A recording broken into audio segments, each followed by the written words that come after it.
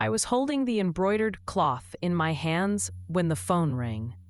It was my mother, Rebecca, with a voice I didn't recognize, cold, calculated, empty. "Charlotte, we sold Grandma Elena's beach house and Grandpa's car.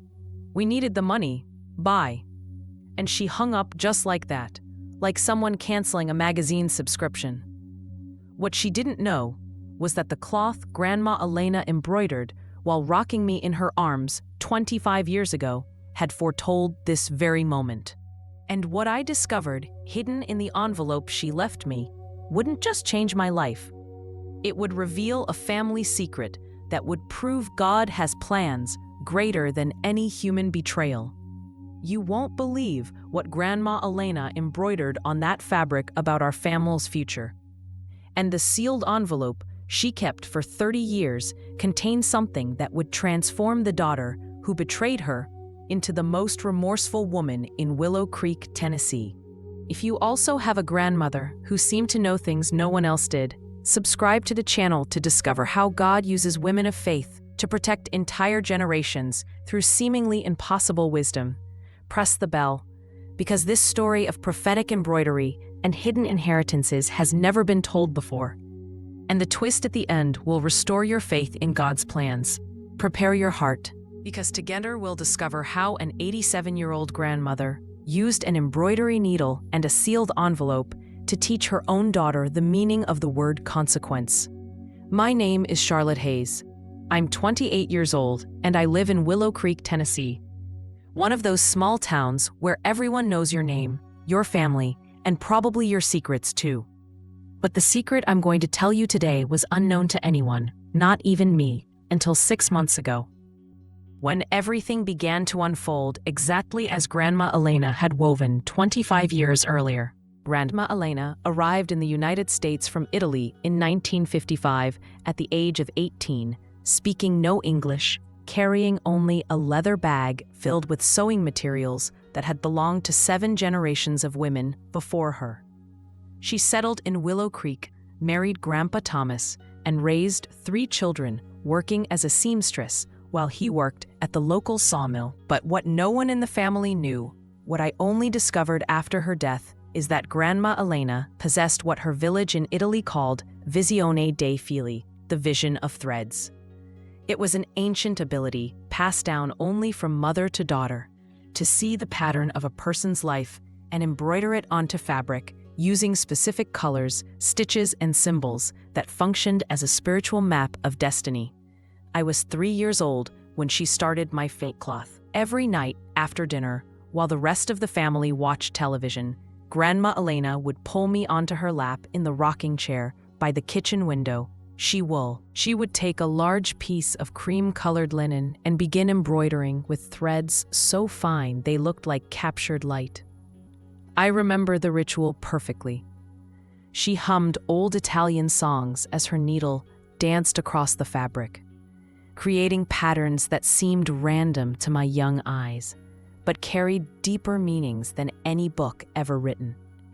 The cloth grew more complex as I grew older. What began as simple flowers and vines transformed into an intricate map of interconnected symbols, each representing a different aspect of my future. There were tiny houses embroidered in gold thread, winding roads in silver, hearts in deep red, and storm clouds in dark blue. But here's what makes this story extraordinary. Grandma Elena told me what each symbol meant as she created it, turning my fate cloth into a bedtime story that spanned years. See that little house with the blue roof? That's where you'll live when you're 25. And that red heart next to it, that's where love will find you. She pointed to a group of small stars embroidered in silver thread. Those are the children you'll have. 3 stars for 3 babies. Have you ever heard stories that seemed impossible, but something deep in your heart whispered they were true? But there was a section of the cloth that Grandma Elena embroidered in silence, without explaining it to me. It was a dark area, filled with twisted black and gray lines, with thorns embroidered so finely they looked real. In the center of this shadowy section was a broken heart in blood red, and around it were words in Italian that I was too young to read. "Grandma, what does this dark part mean?" I asked, touching the thorns carefully. She would pause, look at me with those deep brown eyes that seemed to see through time, and say, "This part, bambina, is about pain that comes from the one you love. But do you see these golden lines I embroidered around the thorns?" I waved. "These are the hands of God protecting you. The pain comes, yes, but God has already prepared the rescue before the wound happens. When I was 8, Grandma Elena fell ill. The doctors said it was a heart condition, but I think she was simply tired of carrying so many family destinies in her hands. On her last night, she called me to her side and pressed the completed fate cloth into my small hands. "Keep this, Charlotte. When you get older, when life gets confusing, look at the cloth. It will show you which path to take." Her voice was barely a whisper, but her eyes still shone with that ancient mystery. And remember, destiny isn't about what should happen. It's about what can happen if you choose wisely. She placed something else in my hands, a manila envelope sealed with red wax. "Don't open this until the thorn pain hits. You'll know when it's time."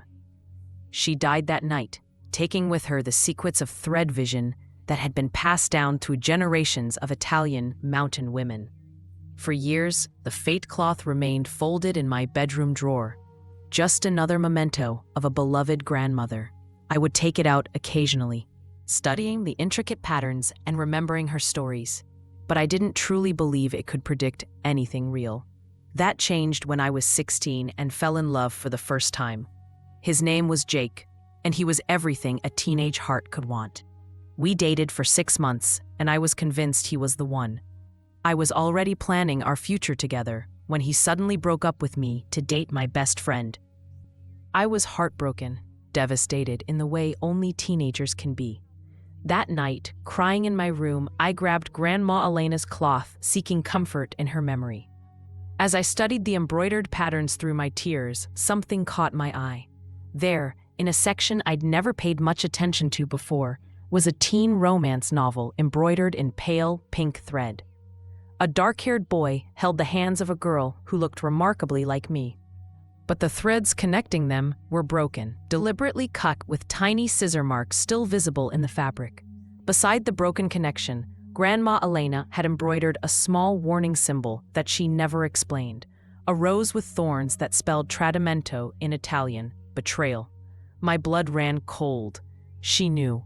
Somehow, when I was just 3 years old, she had foreseen my first heartbreak and embroidered a warning right onto my fate cloth. Have you ever felt that shiver when you realize something impossible is true? It was then that I began to study the cloth with new eyes, comparing its predictions with my actual life experiences. What I discovered was impossible, scientifically inexplicable, and absolutely true. Every major event in my life had been mapped out on those delicate stitches decades before it happened. My high school graduation, embroidered in blue and gold thread with the exact date worked into a decorative border. My college acceptance, a tiny diploma embroidered on the side of a building that looked exactly like my university's main hall. My first job, a briefcase embroidered in brown thread with the company's initials hidden in the handle design. But it wasn't just events that were predicted. The cloth revealed personality traits, challenges, opportunities, and even people I would meet. Grandpa Thomas died of a heart attack 6 months ago. At the age of 89, while working in the garden, he and Grandma Elena had planted together 50 years ago. Since then, my mother, Rebecca, had become strangely more present in the family's life, or so we thought.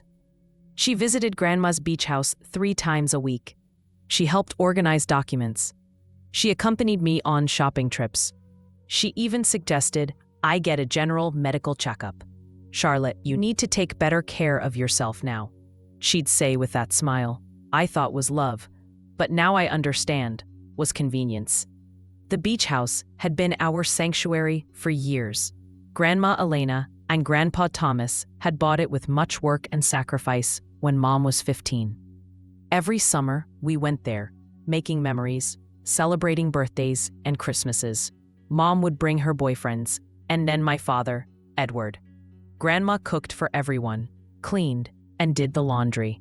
It was our family tradition. I never thought she would see it as just money. And the car, that old blue Ford pickup truck, that Grandpa cared for as if it were his own son. He washed it every Sunday, changed the oil religiously, and always parked it in the same spot under the shade of the tree. Mom knew what that truck meant to the family. It was the last thing we had of him. His scent still lingered on the seats. I was at the doctor's office getting a routine checkup when the phone rang. It was Mom. Her voice sounded strange, almost cold. "Charlotte, we're taking a trip to Europe tomorrow. I already sold Grandma's beach house and Grandpa's car. We needed the money. Bye." And he hung up just like that. 28 years of raising me, caring for me as a child, and she discarded me like trash with one 2-minute phone call. But I took a deep breath and smiled, because there was something my dear mother didn't know. I sat there in that uncomfortable green plastic chair, surrounded by other sick people, and for the first time in months, I didn't cry. Something strange happened inside me, a calm I hadn't felt since Grandpa Thomas died. Have you ever received the worst news of your life and felt an inexplicable peace take over your heart? Because at that moment, I remembered something I had completely forgotten: the envelope. The sealed envelope Grandma Elena gave me before she died. With instructions to open it when the pain of the thorns arrives, the nurse called me into the office. The doctor examined me and said I was in good health for my age, that I just needed to get more rest and eat better. I nodded and smiled, but my mind was elsewhere. I was thinking about that envelope, the coldness in Mom's voice, and how her husband, Edward, was probably behind all of this. He never liked the family. He always saw us as a nuisance, an obstacle to his get-rich-quick plans. I left the office and walked slowly to the bus stop. I no longer had a car, according to Mom, but as I waited, I couldn't help but smile. There was something poetic about it all. My mother thought she'd left me with nothing, but what she didn't know was that Grandma Elena, my dear Grandma Elena, had always been a woman who planned ahead, way ahead. The bus arrived, and I sat by the window. I watched the city pass by, the houses, the shops, the people rushing about, all with their own tragedies, their own secrets. I had mine too, and I was about to discover them. When I got home, I went straight to my room. I opened the dresser drawer, and there was the manila envelope exactly where I had left it 20 years ago. My hands shook slightly as I picked it up. I could feel several documents inside. Grandma Elena had written my name on the front in her careful handwriting. "To my Charlotte, when the thorns pierce your heart." I sat on the bed that had been Grandma and Grandpa's for so many years and took a deep breath. It was starting to get dark outside, and the house was filling with those familiar shadows that no longer frightened me. I opened the envelope slowly, as if I were unwrapping a birthday present. What I found inside would change everything. What I found in that envelope took my breath away. There were legal documents, property deeds, bank certificates, and a handwritten letter from Grandma Elena. My eyes welled up with tears as I read her familiar handwriting. "My dear Charlotte, if you're reading this, it means the pain I embroidered on the cloth has finally arrived. Forgive me for not telling you everything while I was alive, but I wanted to protect you from worry. Over the years, your grandfather and I have invested our savings in properties and businesses. We don't just own the beach house. We own 6 other properties, including the apartment building where your mother, Rebecca, and Edward live. We also own shares in 3 companies worth more than you can imagine. You are rich, my dear. You've always been rich in love, but now you're rich on paper too. But there's something more important than money. There's a truth I need to share." My hands shook as I continued reading. "When I embroidered your destiny cloth, I saw your mother's betrayal 25 years before it happened. I saw the exact moment she would choose money over family, greed over love, and I prayed all those years for God to change her heart. But God showed me that some lessons can only be learned through the consequences of one's own choices. So I prepared a safety net for you, and a trap for it. Everything she sold wasn't hers to sell. The beach house is in the name of a company you now control. Your grandfather's truck had a title deed specifying it could never be sold without your written consent. In other words, my dear, your mother committed fraud. And you have every legal power to bring justice or show mercy. The choice is yours. But remember what I've always taught you. Revenge belongs to God, but justice is our responsibility. There was more, much more. I leafed through the documents with hands that no longer trembled. There were deeds to houses in different neighborhoods of the city, a condominium downtown, a small motel on the coast, and indeed, the 20-story apartment building where my mother lived. Grandma Elena and Grandpa Thomas had been the silent owners for the past 15 years, but they'd put everything in the name of a company I hadn't even known existed. And according to the papers, I was the sole heir to that company. There were also bank statements for accounts I never knew existed, with numbers that seemed unreal. Grandpa Thomas had been a bus driver for 40 years, but apparently he had also been a very smart investor. Every penny they saved, every sacrifice they made, he silently multiplied. And Grandma Elena embroidered everything on my cloth of destiny before I turned 4. Have you ever discovered that your entire life was a divine plan orchestrated by hands you thought only cooked and sewed? I took the cloth of fate and spread it out under the lamplight. There it was, in the section of thorns that Grandma Elena had silently embroidered. A woman with my mother's face, holding red-stained money. Beside her, a man who looked exactly like Edward, a mask falling from his face. And around them, embroidered in lines so fine, I needed a magnifying glass to see them, were words in Italian. Betrayal brings justice. Justice brings redemption. Betrayal brings justice. Justice brings redemption. That night, I couldn't sleep. I walked around the house, touching the antique furniture and knickknacks Mom always criticized for being outdated. I looked at the family photos on the wall, especially the one of her when she was 5. Sitting on Grandpa Thomas's lap and laughing. Where did that sweet little girl go? When did she become so cold, so calculating? Early the next morning, the phone rang. It was Mom again. Her voice sounded different, softer. But I had learned to be wary of such changes in tone. Charlotte, how are you? I wanted to tell you that we've already transferred the money for the house and car. We've deposited your share into your account. It's not much, but it will help you live for a few months while you look for something smaller.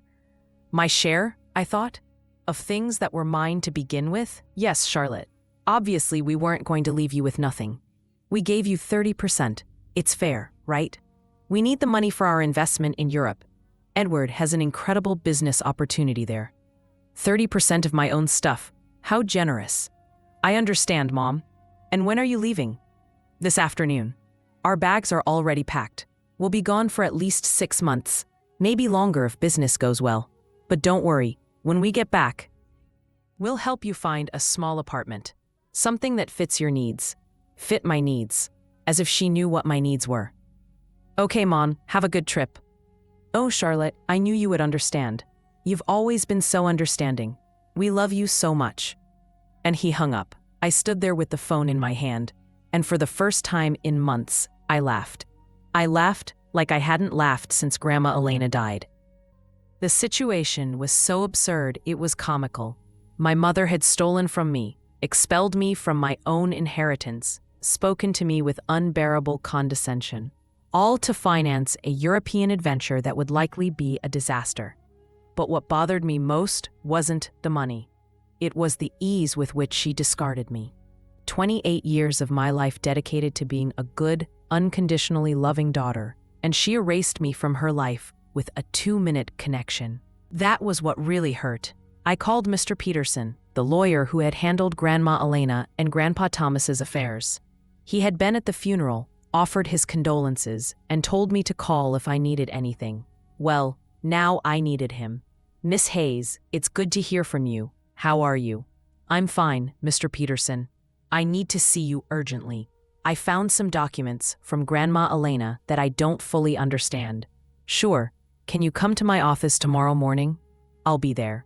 At night, for the first time in months, I slept soundly. I dreamed of Grandma Elena. She was sitting in her favorite chair embroidering, and when she saw me, she smiled and said, "It's about time, Bambina. It's about time you stood up for yourself." I woke up with a strange feeling. It wasn't exactly happiness, but it wasn't the sadness I'd felt for so many months. It was something like determination. For the first time since Grandma Elena's death, I had a clear purpose. Mr. Peterson's office was downtown. It was an old but elegant building with marble floors and large windows. He greeted me with a warm smile, but when I showed him the documents, his expression changed completely. "Miss Hayes, this is much more than I imagined. Your grandmother was a very intelligent woman. Look, according to these papers, you own, I know, Mr. Peterson. I've already reviewed everything. What I need to know is what I can legally do." Mr. Peterson explained that everything was in order, that the documents were legitimate, and that I was the legal owner of all those properties. He also confirmed something I already suspected. The sale of the beach house was illegal because Mom had no right to sell it. "We can get the house back immediately, Miss Hayes. And we can also pursue legal action against your mother for fraud." "No, Mr. Peterson. I don't want to pursue legal action. I want to do this another way. I want to keep everything secret for now. Can you help me?" He looked at me curiously, but nodded. "Of course. You're my client. What do you need?" "I need you to discreetly reclaim the beach house. Do whatever it takes to nullify that fraudulent sale. And I need you to help me gain real control of all my properties, especially the building where my mother lives." "I understand. It will be a process that will take a few weeks, but it is completely feasible." "Perfect. And Mr. Peterson, I need no one to know that I'm behind all of this, at least for now." When I left his office, I felt as if I had woken up from a very long dream. Have you ever felt the exact moment when God places the power to do justice in your hands? The following weeks were the strangest of my life. Officially, I was a 28-year-old woman who had been abandoned by her mother. But secretly, I was a wealthy woman quietly orchestrating the recovery of her assets.